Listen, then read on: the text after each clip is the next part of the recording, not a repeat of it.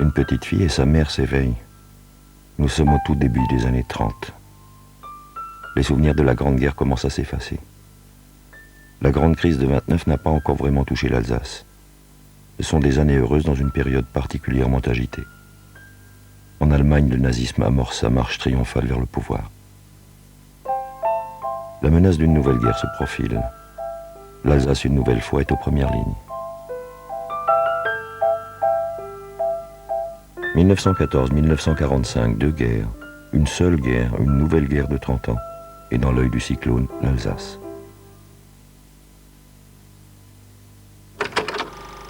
1918, la fin d'une guerre. En ce mois de novembre, l'armée allemande s'est effondrée. Monsieur Hilbert, propriétaire du magasin de photos de la rue Mercière, à 2 pas de la cathédrale, filme en 35 mm. 10 novembre, l'armée française n'est pas encore là. Sur la place Kléber, au pied de la statue du célèbre général strasbourgeois, un petit homme rond douillard proclame la République. C'est le socialiste Jacques Perrotte, qui vient d'être élu maire de Strasbourg. Le pouvoir est exercé par un conseil de soldats et d'ouvriers, comme dans toutes les grandes villes d'Allemagne. L'Allemagne à laquelle Strasbourg appartient encore pour quelques jours.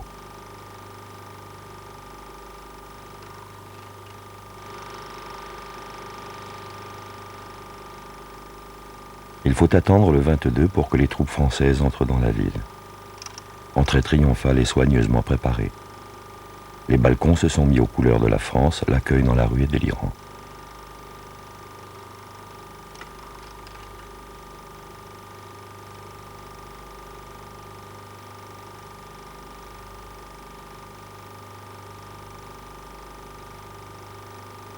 Les poilus défilent fièrement dans l'Alsace retrouvée.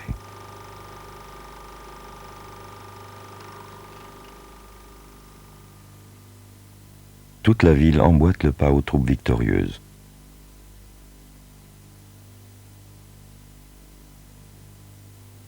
En tête, comme il se doit, en rang serré, les notables entourent le maire Jacques Perrotte.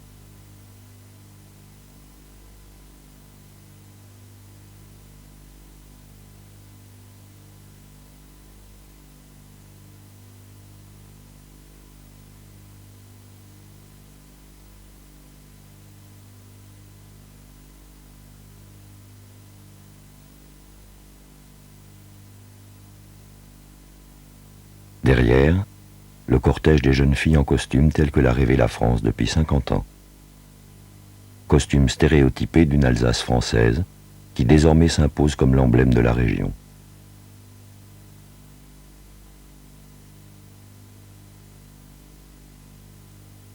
Rue de la Mésange.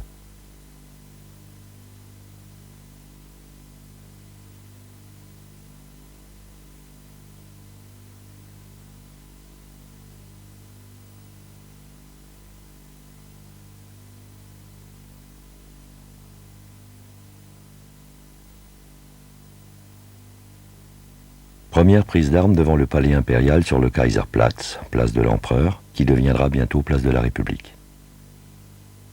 Le général Gouraud passe ses troupes en revue. Le maire s'adresse à ses concitoyens.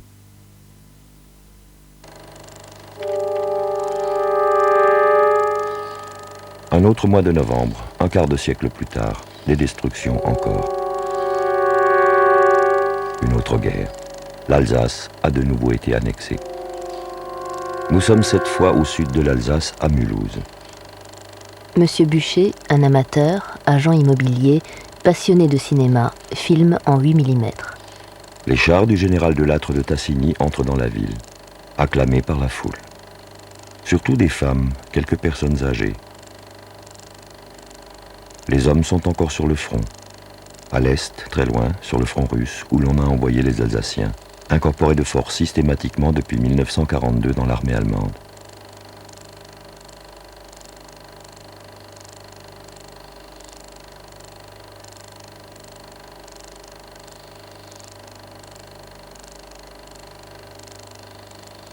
Aux cérémonies de 1918 succède celle de 1944. Aux figures prestigieuses de la Grande Guerre succède celle de cette guerre, de Lattre, le général de Gaulle.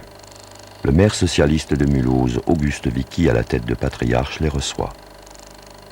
Expulsé d'Alsace par les Allemands, il a participé à la résistance dans le Midi.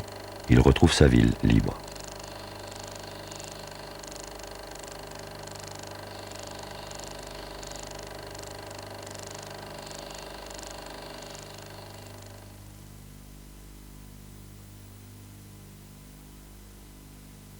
Les mêmes Alsaciennes en costume, comme en 1918 à Strasbourg. Les tirailleurs algériens nés là-bas, loin, de l'autre côté de la Méditerranée, ont versé leur sang pour que l'Alsace redevienne française.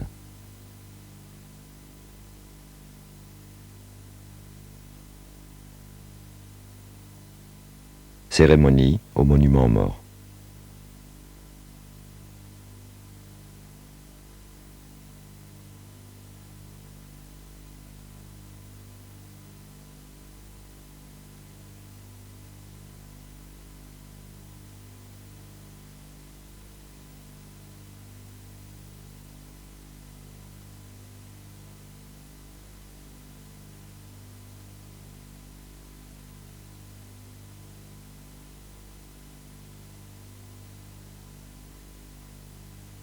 Entre deux guerres, entre deux libérations,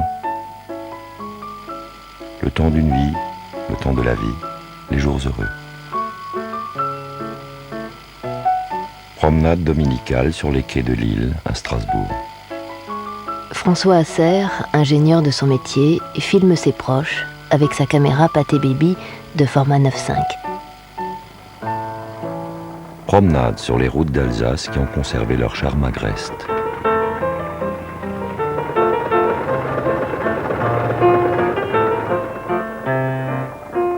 L'automobile reste l'exception. Le dimanche, on s'habille.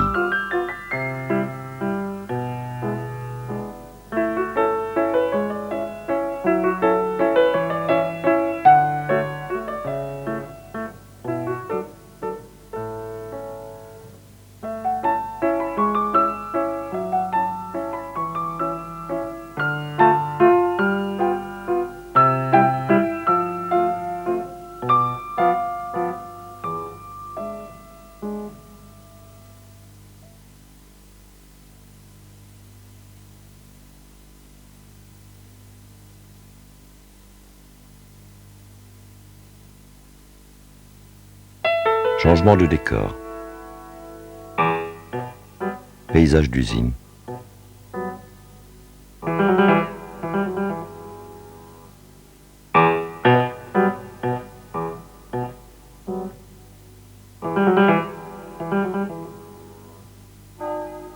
Émile Young, propriétaire du cinéma central à Münster, réalise des avant-films d'actualité locale connus sous le terme alsacien de Vorfilm.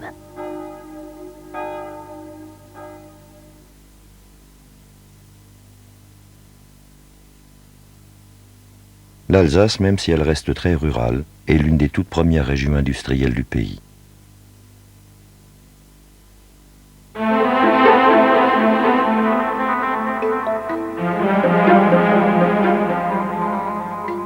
Le cœur de cette Alsace industrielle est encore dans les Vosges.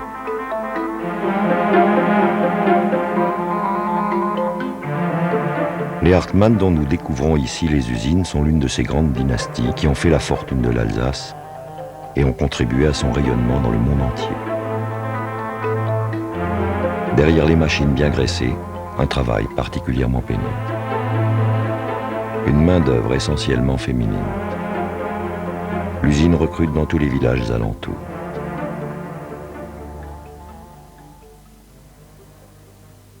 Les salaires dans l'industrie textile sont bas.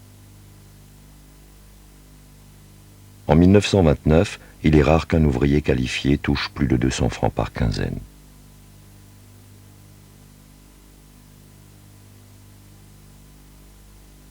La plupart des salaires oscillent entre 2 francs 50 et 3 francs l'heure. Un manœuvre valide homme touche 2 francs 90. Une femme 2 francs 40. Une femme âgée et invalide, chargée de travaux légers, reçoit 1 franc 80 l'heure.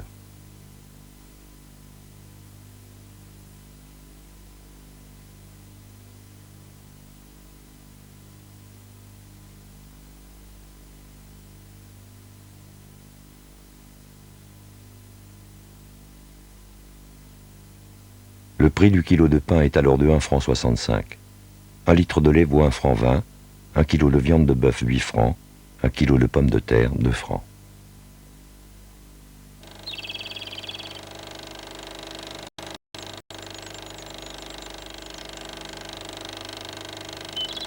Changement de vallée. Nous sommes un peu plus au nord, dans le Val de Villers, à Maison-Goutte, un village de montagne de 800 habitants.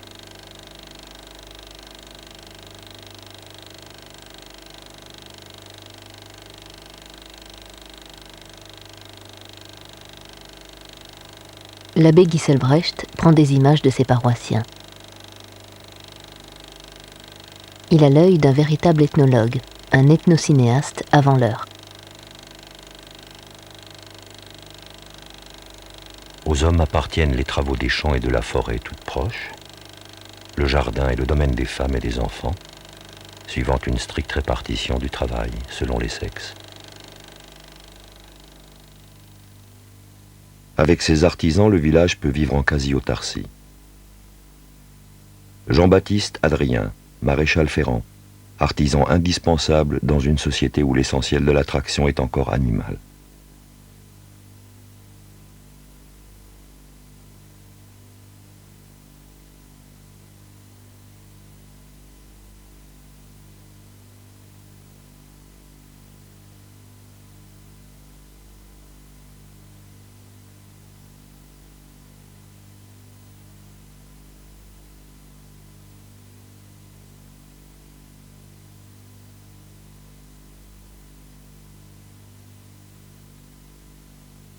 Charles Wolff, tonnelier, fabrique des fûts indispensables au vignoble tout proche.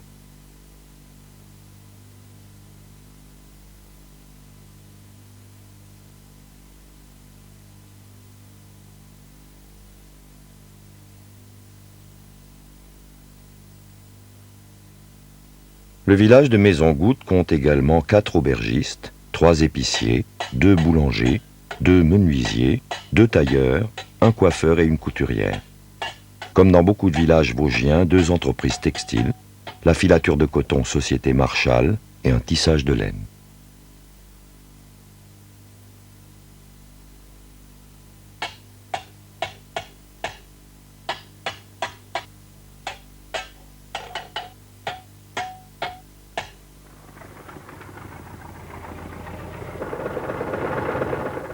C'est une autre route que nous empruntons, celle qui mène vers la forêt.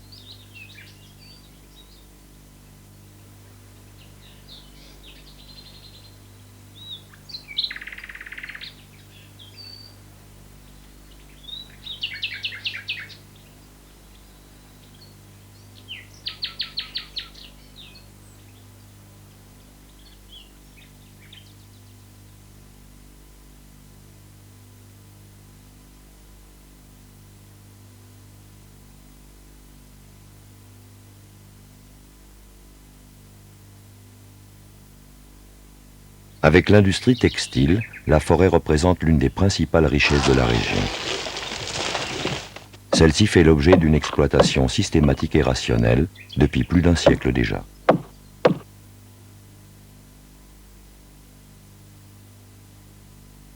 Alors que dans le reste de la France, on a encore longtemps conservé la forêt en taillis. En Alsace, on s'est attaché au développement de la futaie, qui donne aujourd'hui ces arbres magnifiques, qui viennent alimenter toute une industrie du bois.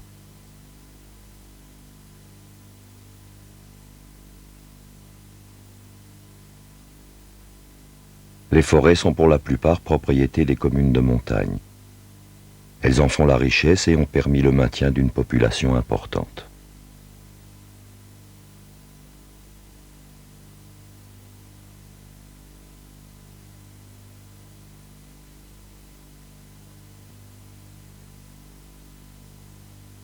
Redescendons dans la plaine d'Alsace, des sommets vosgiens, au Rhin tout proche. L'Association des ingénieurs d'Alsace-Lorraine visite l'un des grands chantiers de l'époque, la construction du barrage de Kems. Il participe à la fois de l'équipement hydroélectrique du Rhin et de l'amélioration de la navigation fluviale. Le Rhin sauvage divagant dans la plaine source de prospérité pour les riverains, mais aussi menace par ces inondations dévastatrices, est en passe d'être totalement domestiquée.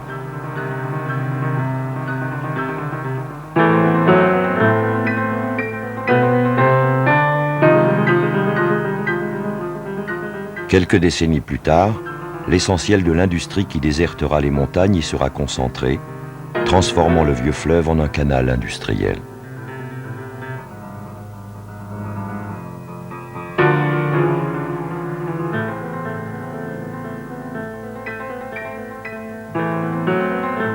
Nos ingénieurs apprécient.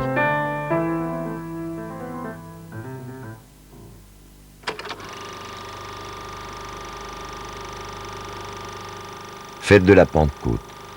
Démonstration de machines agricoles. Elles sont encore l'exception. Dans cette région constituée surtout de petites exploitations, elles-mêmes dispersées en d'innombrables parcelles, la mécanisation ne se fera que très lentement.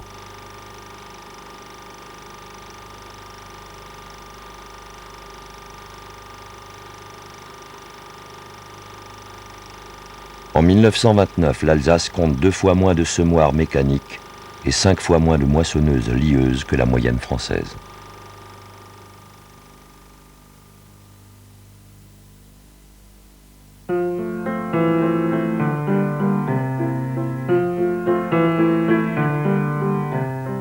La campagne d'Alsace continue à se représenter comme un beau jardin, à l'image du jardin familial des Hasser à Soufflenheim, où il fait bon se retrouver en famille, avec des amis, pour récolter et déguster les fruits d'une nature généreuse.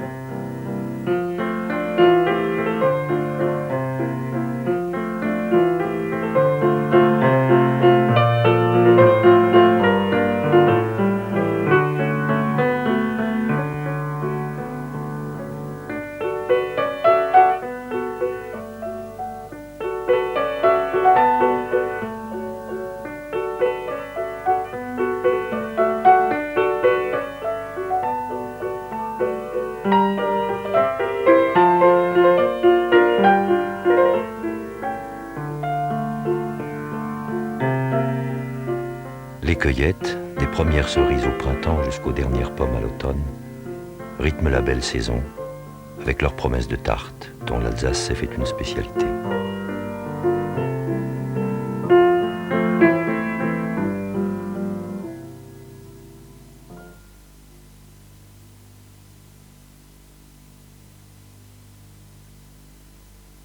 Le vignoble est le prolongement naturel de ce jardin édénique.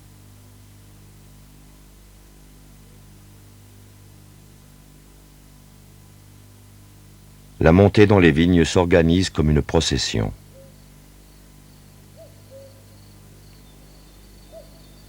L'Office statistique d'Alsace-Lorraine, dans une note du 15 septembre 1925, écrit « Les conditions climatiques favorables au verre et à l'oïdium ont été peu propices à la culture de la vigne. Dans certains vignobles, le raisin commence à pourrir. Dans ces circonstances, la vendange ne correspondra guère aux prévisions. La cote du Bas-Rhin est tombée de 56 à 40 et celle du Haut-Rhin de 62 à 50.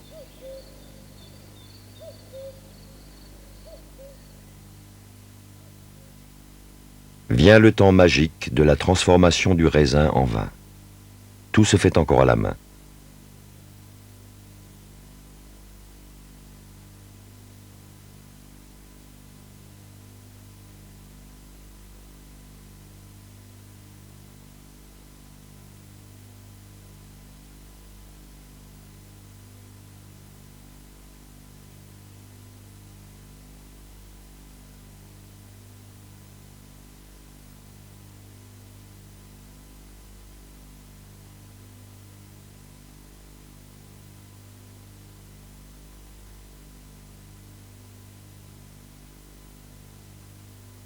On sacrifie au culte du vin et au rituel renouvelé des vendanges.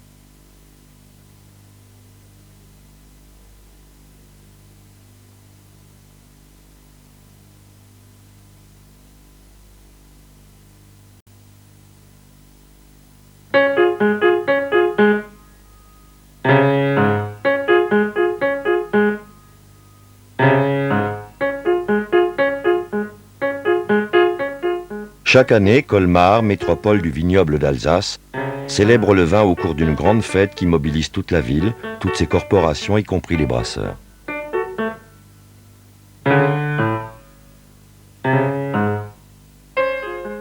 En ces années difficiles pour les viticulteurs alsaciens confrontés depuis 1918 à la concurrence des vins de France, on n'oublie pas de brocarder le percepteur que l'on rend responsable de toutes ces difficultés.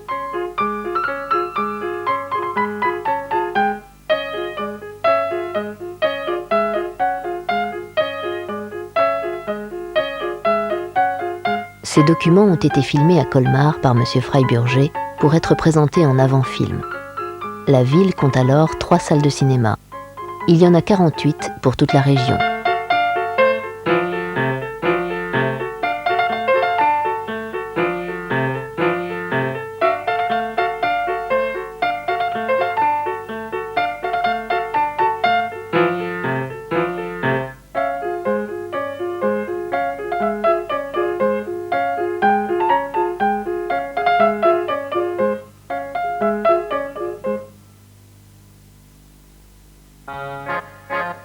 Le soir, tout le monde se retrouve à la salle des Catherinettes pour un dernier office consacré au vin et à la communion rituelle qu'est la dégustation.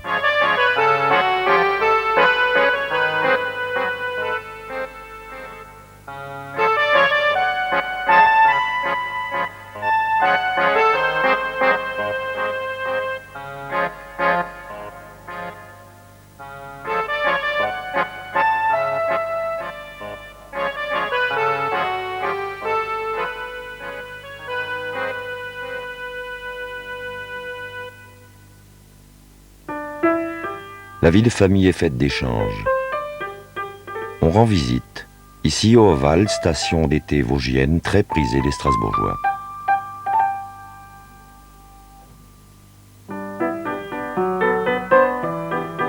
Avec le baptême et la communion, le mariage est l'un des moments privilégiés des rencontres familiales. En règle générale, on se marie au sein de sa communauté religieuse.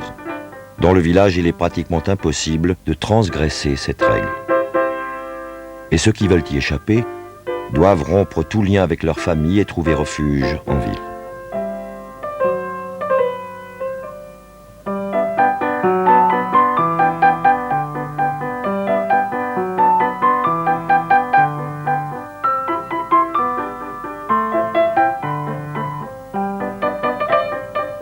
On reçoit naturellement. Le jardin de la maison de Soufflenheim est tout particulièrement accueillant. L'hospitalité que l'on donne à l'abbé honore et distingue la famille qui reçoit.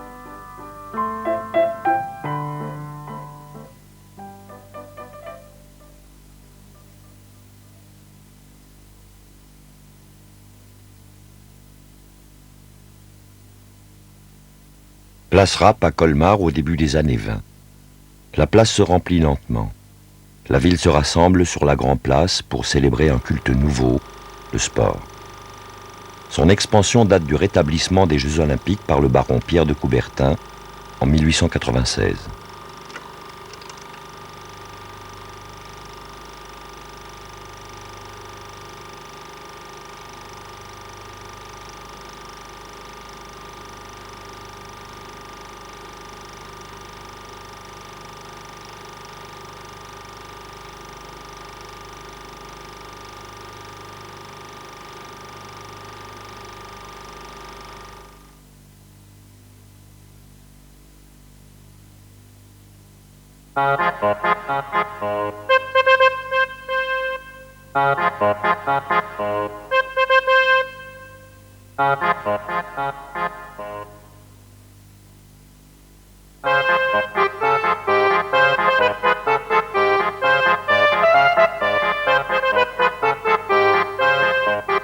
Colmar va désormais disposer d'un stade moderne pour accueillir les grandes manifestations.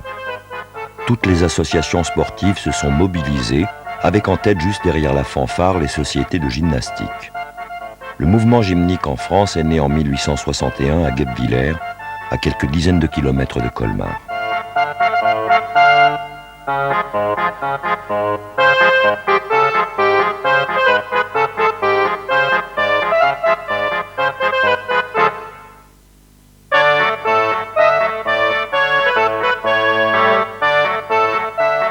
La gymnastique demeure la forme privilégiée de l'activité sportive.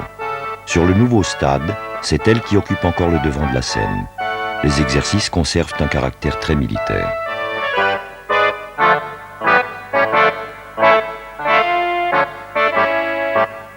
Pour les jeunes filles, la mode est à la graisse.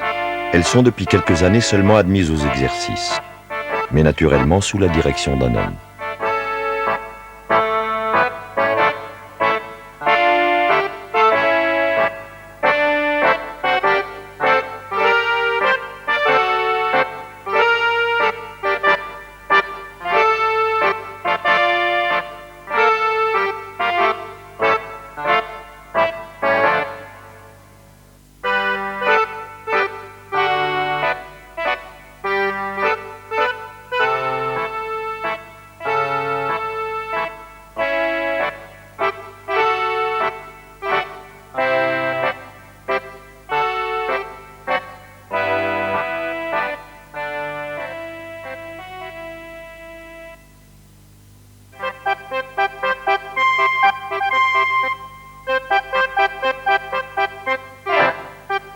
Le sport oscille entre cirque et exercice militaire.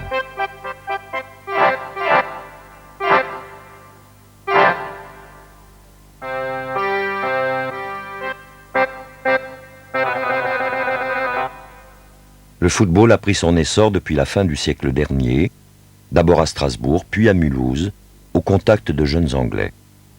Depuis la guerre, les clubs se sont multipliés et les premières équipes professionnelles font leur apparition dans les années 30. Le FC Mulhouse et le Racing Club de Strasbourg dès 1932.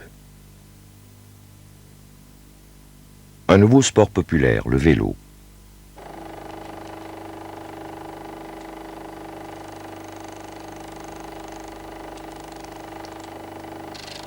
Le Tour de France se doit de passer par les provinces reconquises.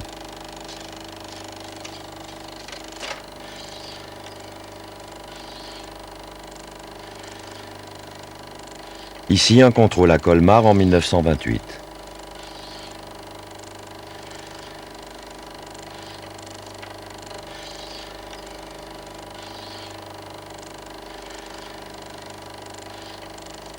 En été, on cherche par tous les moyens à échapper à la chaleur.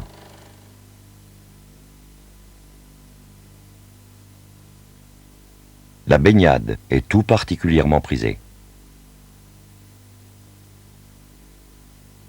Toutes les villes sont non seulement équipées de magnifiques piscines, mais aussi d'innombrables bains de rivière aménagés, comme ici sur les bords du Rhin. On s'y retrouve le soir et surtout le week-end.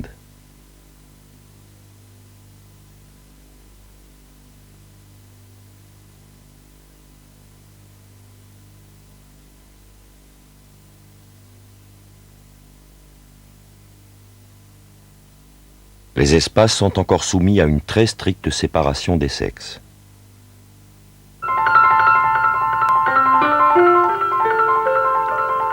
On ne peut y échapper qu'à l'occasion de baignades sauvages.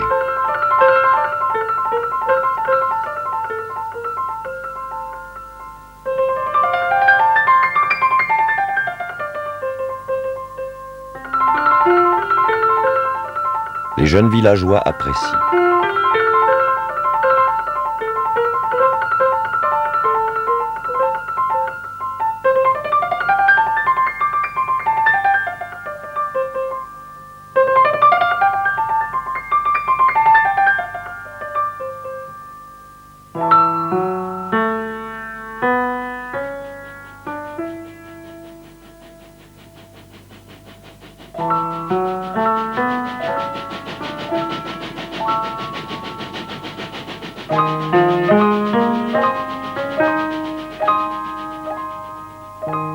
L'excursion en montagne est également très prisée. Les itinéraires sont soigneusement balisés, aménagés et entretenus par le club vosgien. La forêt vosgienne est comme un grand parc pour les cités de la plaine. Un parc grandeur nature avec ses ruines, ses lacs, ses cascades.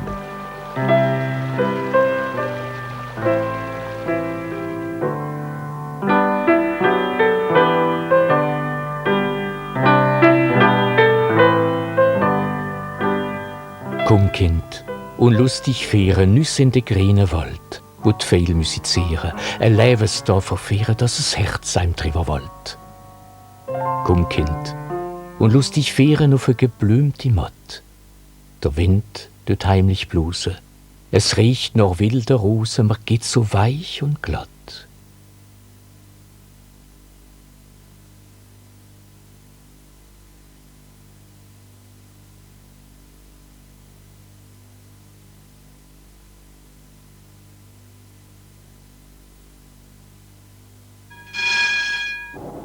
Une ligne de tramway relie Turckheim aux Trois Épis, station touristique très appréciée des Haut-Rhinois. Son grand hôtel lui assure une réputation qui va bien loin au-delà des Vosges et de la Forêt Noire.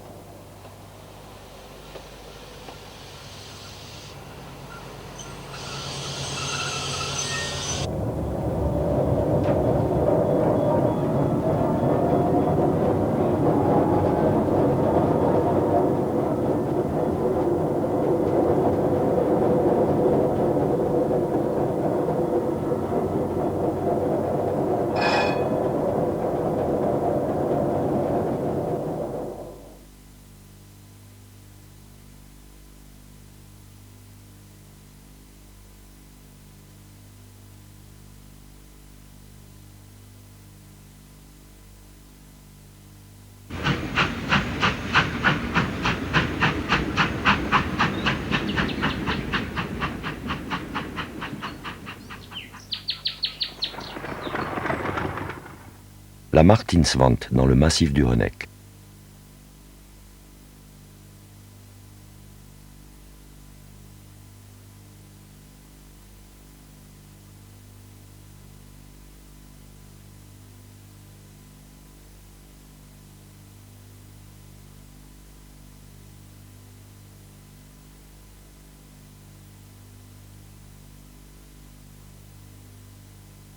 Über allen Gipfeln ist Ruh. In allen Wipfeln spürest du kaum einen Hauch. Die Vögelein schweigen im Walde. Warte nur, balde ruhest du auch.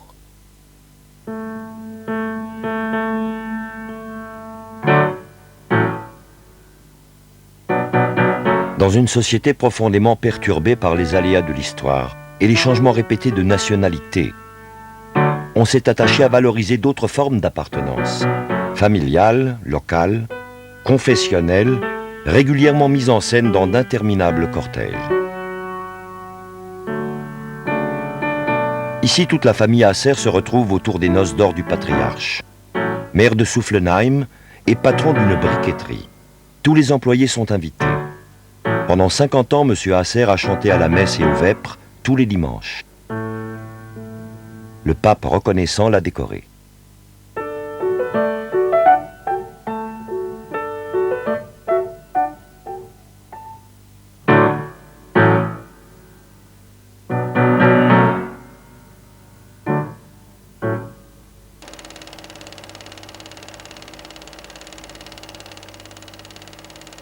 La visite épiscopale est l'occasion de rassembler toute la communauté villageoise qui se confond ici à Maison-Goutte avec la paroisse.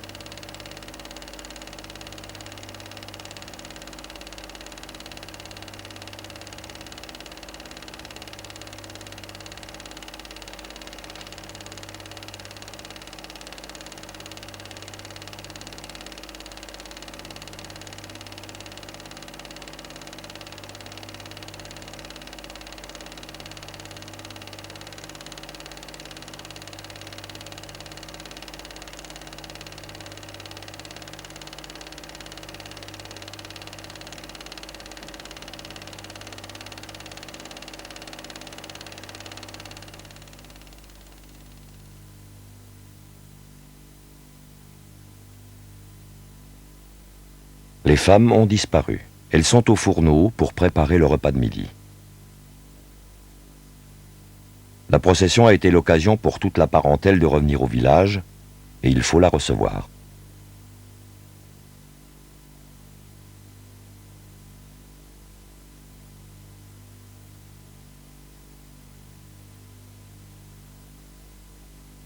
Les appartenances confessionnelles sont essentielles.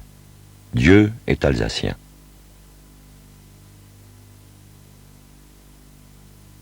Avant tout, on se définit encore comme juif, catholique, protestant.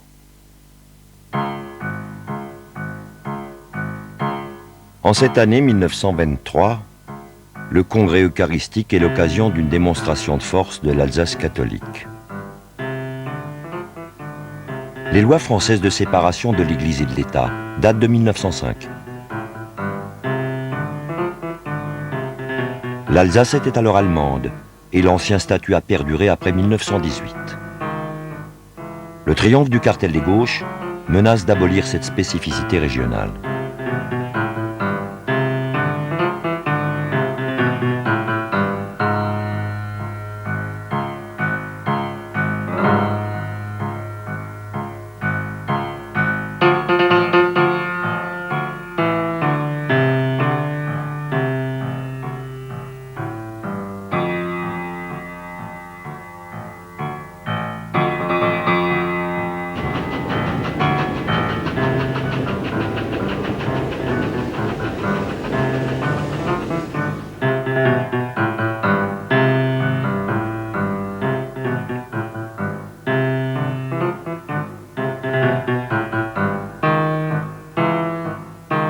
Les pompiers sont pratiquement de tous les cortèges. Dans cette Alsace de l'entre-deux-guerres, ils sont l'incarnation privilégiée de l'appartenance à la France. Ce rôle, ils l'ont joué pendant les longues années de l'annexion entre 1870 et 1914, en maintenant à travers leurs défilés, leur musique, leurs uniformes, le souvenir français.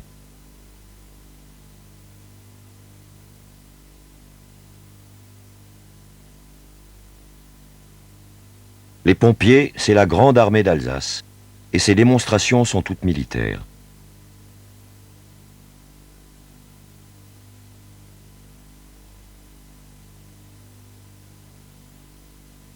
Comme de véritables troupes, ils sont passés en revue.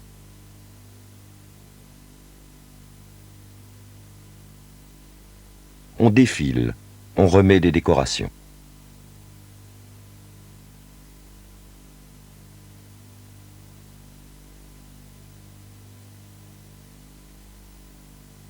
On se livre même à de grandes manœuvres, comme ici sur la place Rapp.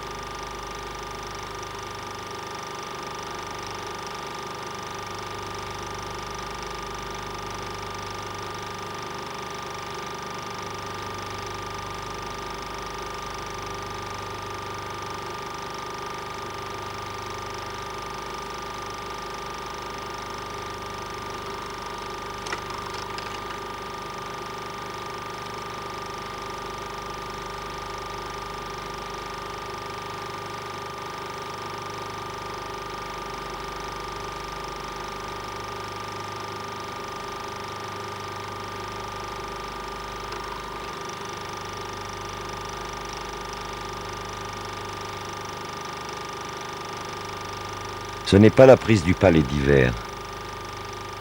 On joue le grand incendie du théâtre municipal de Colmar.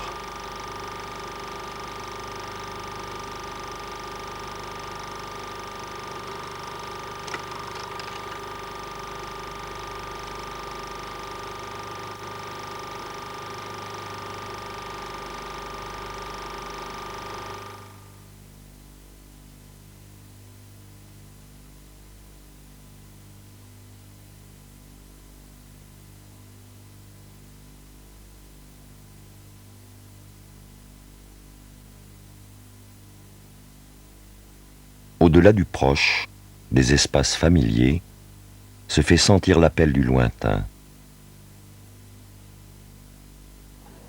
Les croisières sur le Rhin appartiennent encore à cet espace. Le célèbre guide Baedeker de la vallée du Rhin les a imposés comme l'une des normes du tourisme international au XIXe siècle.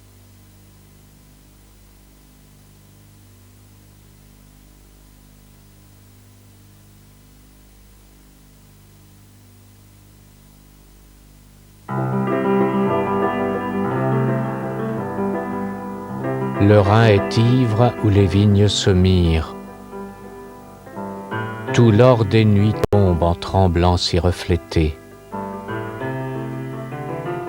La voix chante toujours à en râle mourir ces fées aux cheveux verts qui incantent l'été.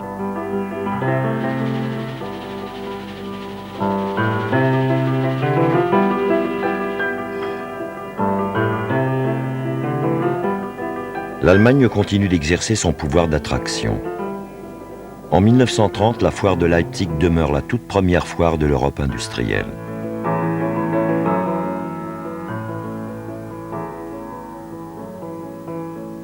La visite au monument de la bataille des nations, qui célèbre la victoire des alliés russes, autrichiens et allemands sur Napoléon, est incontournable.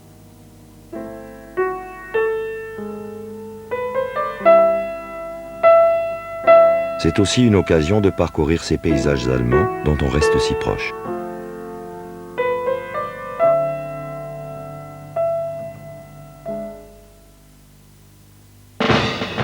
La République de Weimar s'effondre. À nouveau, l'Alsace se voit occupée par l'Allemagne, qui cette fois a pris les oripeaux du nazisme.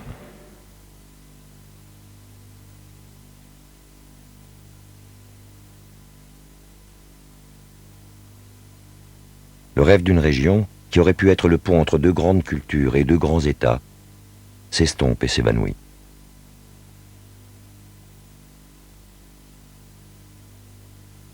C'est l'occupation nazie. Annexion de fait, incorporation de force, camp d'internement de Schirmeck-Vorbrück, camp de concentration du Struthof.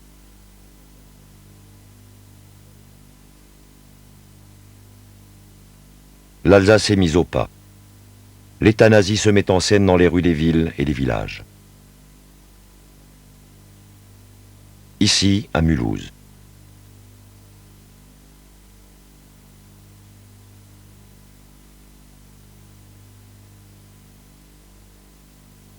En 1940, avant la retraite, les troupes françaises ont fait sauter la plupart des ponts le long du Rhin. Les Allemands s'en serviront comme argument de propagande anti-française et les reconstruiront très rapidement.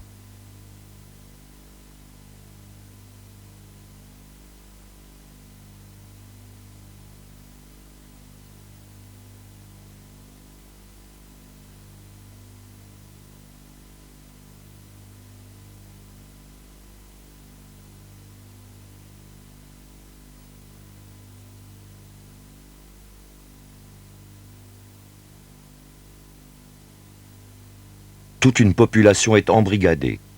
Les jeunes sont enrôlés dans les jeunesses hitlériennes.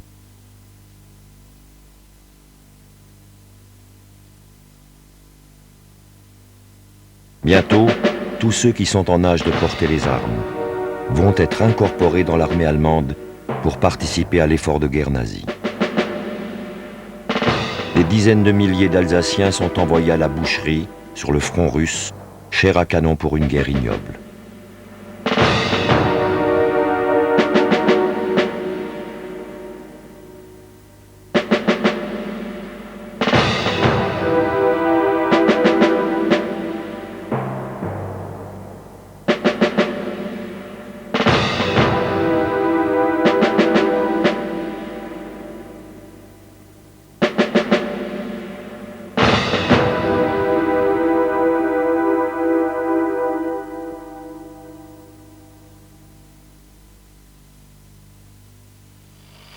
Novembre 1944. De nouveau la foule en liesse. Une armée que l'on fête. La joie qui éclate. La fin d'une guerre. La fin d'un cauchemar.